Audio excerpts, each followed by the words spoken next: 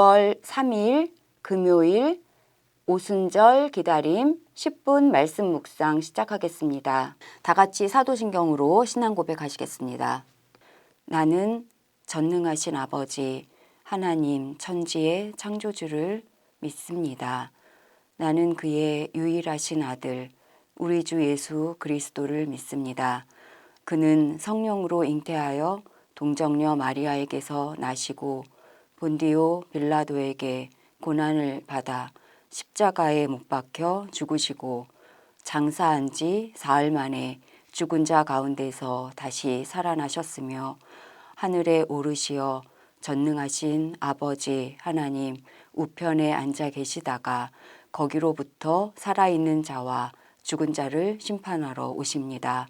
나는 성령을 믿으며 거룩한 공교회와 성도의 교제와 죄를 용서받는 것과 몸의 부활과 영생을 믿습니다. 아멘. 찬송가 196장 부르시겠습니다.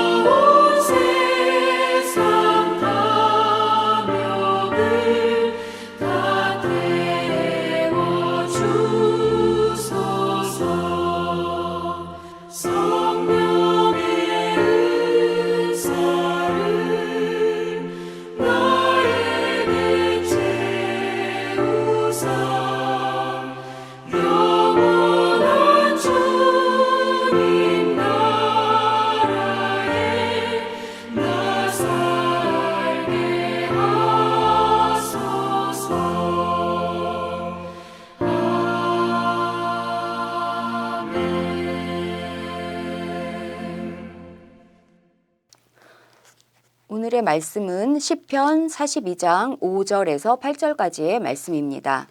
내 영혼아 네가 어찌하여 낙심하며 어찌하여 내 속에서 불안해하는가. 너는 하나님께 소망을 두라.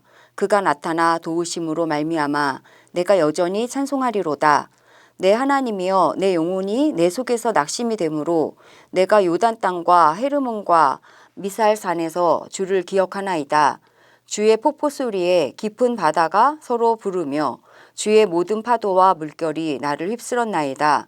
낮에는 여호와께서 그의 인자하심을 베푸시고 밤에는 그의 찬송이 내게 있어 생명의 하나님께 기도하리로다. 현대사회는 불안장애가 참 많은 사회입니다. 그 이유는 첫째, 전쟁이 난다고 하면은 불안해지잖아요. 외부에 위험한 적들이 많다고 그렇게 느끼는 사회이기 때문에 불안장애가 많다고 합니다. 사건, 사고가 언제든지 일어날 수 있는 우리 현대사회를 살아가고 있기 때문에 우리는 언제든지 위험에 처할 수 있고 또 직장이나 생계 문제가 호시탐탐 언제 잘릴지 모르는 이 전쟁에 육박하는 그런 불안의 시대를 우리는 살아가고 있습니다. 세상살이가 안심이 되지 못하고 뭔가 위험한 일이 발생할 거라는 위기의식을 가지게 되면 대처 반응을 하게 되는데요. 그게 바로 불안장애라고 하는 것입니다. 불안하니까 땅도 사재기하고 재산을 축제하고 음식이나 돈이나 재물에 대한 탐심이 또 생기게 되는 것이죠. 저도 예전에 한번 우리나라에서 막 이 경보가 뜨고 막 전쟁이 일어난다고 하는 그런 위험한 그런 시기가 한번 있었습니다.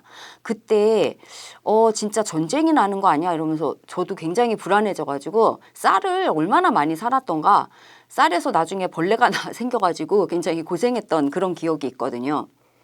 그래서 이처럼 불안하면 이런 어떤 대처반 그게 불안이죠. 그런데 이제 불안 장애는 이제 보통 평범한 불안보다 너무 지나치게 불안을 느낀다.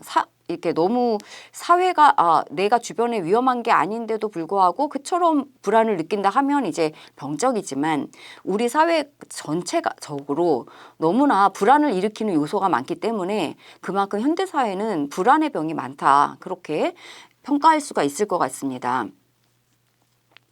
또 우리 사회는 상대평가도 많이 하죠. 그래서 언제 자기가 이렇게 낙오자가 될 거다, 이런 불안도 많습니다. 그 알랭드 보통이라는 그 현대에서 굉장히 유명한 인문 철학자가 있는데요. 그가 쓴 불안이라는 책을 보면요, 이런 말이 나옵니다. 현대인들은 굉장히 부자이다. 그런데 역설적이게도 이 가난해질 거라는 공포는 사라지지 않았고 오히려 옛날보다 늘어났다. 옛날의 농부들은 상상도 못했던 풍요로운 축복을 받고 있으나 현대인들은 놀랍게도 나는 아직도 너무 가난해, 나는 충분하지가 못해, 이렇게 너무나 나는 가진 게 없어, 이런 느낌에 시달리고 있다라고 하였습니다. 그래서 이 알랭드 보통은요, 이런 현대인들이 가지게 되는 이 불안한 느낌을 지위로 인한 불안이라고 말했습니다. 지위, 스테이터스라고 하는 지위죠. 자기가 이 지위에서 낙오될까봐, 아니면 내가 이 지위를 놓칠까봐, 바라는 지위에 오르지 못할까봐, 떨어질까봐, 이런 걱정이 너무너무 많은 이런 사회라고 하는 겁니다. 그래서 사회가 정해놓은 성공의 기준에 이르지 못할까봐 이 근심에서 오는 불안이 현대인들을 장악하고 있다, 이렇게 말하고 있습니다. 오늘 이 말씀에서도요, 불안한 한 사람이 나오고 있습니다. 바로 다윗인데요. 이 다윗의 말씀을 통해서 우리는 이 불안의 시대를 어떻게 살아갈 수 있을까에 대한 해답을 한번 찾아보고자 합니다. 다윗은 대중적 인기와 능력을 많이 가지고 있었죠. 그래서 이 자신을 질투하는 사울왕에 의해서요, 버림받고 또 쫓기는 처지가 돼요. 그래서 아둘람 동굴 속에서 숨어 지내게 되는 그 맥락을 가지고 있는 말씀입니다.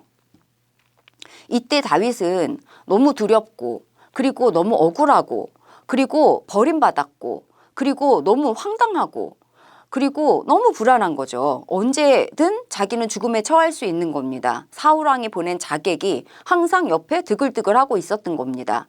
그리고 아내는 굴 속에서 살고 있었기 때문에 너무나 황량하죠. 그래서 앞날도 알 수 없는 그 무기력함과 그 불안으로 가득 차 있었던 바로 그 청년 다윗, 상상해 보실 수 있나요?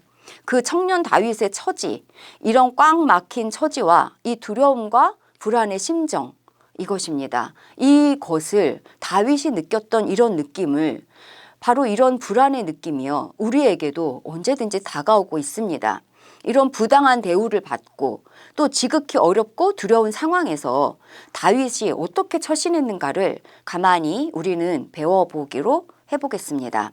우선 첫 번째, 그는 이럴 때 기도했습니다.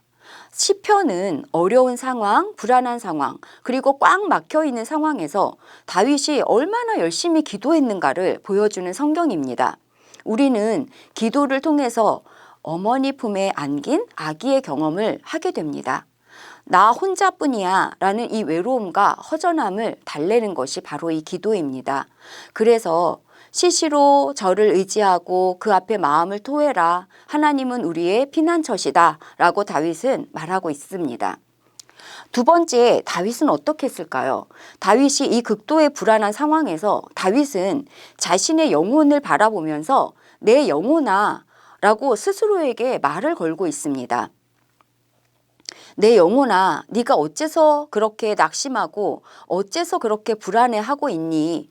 너는 하나님을 소망하고 그가 오셔서 도와주실 거다. 그러니까 찬송해라 라고 자기 자신을 이렇게 다독여주는 말을, 셀프 메시지를 하고 있는 것을 알 수 있습니다. 스스로를 달래주고 안심시켜주는 이런 말들, 자신을 위로해주는 이런 말들이 우리가 불안할 때도 우리 스스로에게 해주어야 하는 것들입니다. 우리는 불안할 때요, 외부에서 다가오는 보이지 않는 적들을 경계하느라고 바빠지게 되거든요. 어디서 위험한 것이 올지 몰라서 이 예기불안 상태가 됩니다. 그래서 긴장하게 되는데요. 근데 이럴 때 다른 사람이 옆에서 아무리 불안해하지 마 라고 말을 해줘도요, 그거는 별로 도움이 되지 않는다는 겁니다. 심리학자 융이라는 심리학자가 있는데 그 융은 이런 말을 했습니다. 우리 인간이란 것은 굉장히 이기적이어서 다른 사람 말은 절대로 듣지 않고 자기가 스스로에게 하는 말만 듣는다. 즉 자기가 너는 쓰레기야, 너는 나쁜 인간이야, 그러면 다른 사람들이 옆에서 아니야, 너는 그런 사람 아니야, 이런 말이 들리지 않는다는 거예요. 이렇게 자기가 스스로에게 하는 말만 듣는 게 바로 우리 인간이라고 하는 것입니다. 옆에서 너 굉장히 잘났어, 너 괜찮은 인간이야 라고 말해줘도요, 나 실패야, 나는 실패작이야 라고 느끼고 있으면 주변의 칭찬도 아무 소용없어요.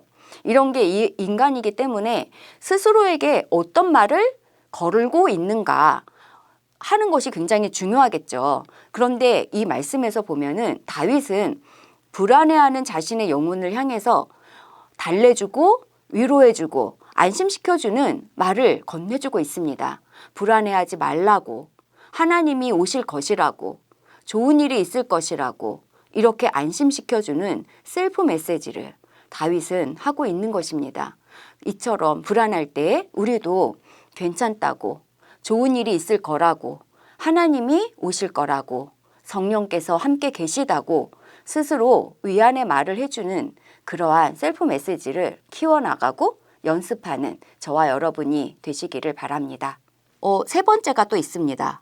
다윗은 강한 바다와 파도와 물결이 휩쓰는 커다란 감정적 소용돌이를 경험하면서 위기와 두려움의 시기를 회피하지 않고 곧장 지나고 있습니다.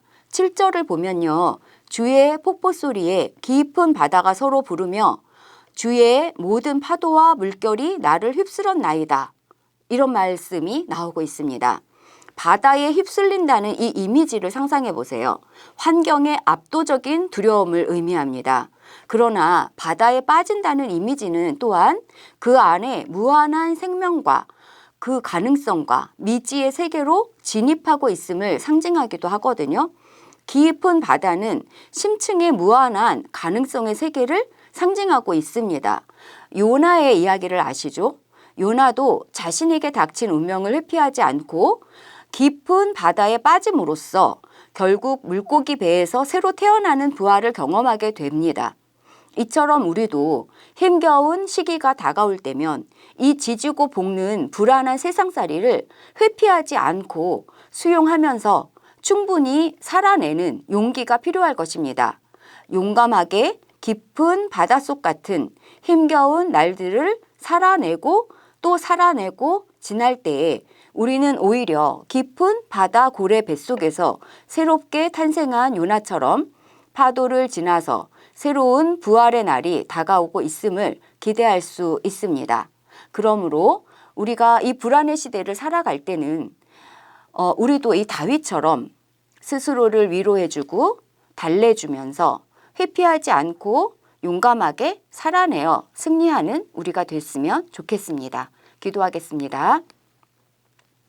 하나님 감사합니다. 이 불안과 혼돈의 시대 속에서 우리에게 의지할 수 있는, 함께 동행하며 위로해 주시는 성령님을 우리에게 부어주심을 감사를 드립니다.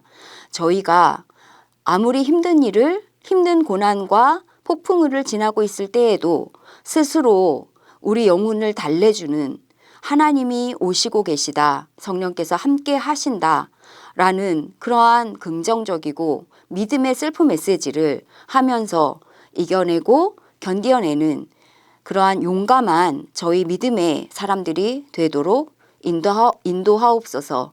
감사를 드리며 예수님의 이름으로 기도합니다. 아멘.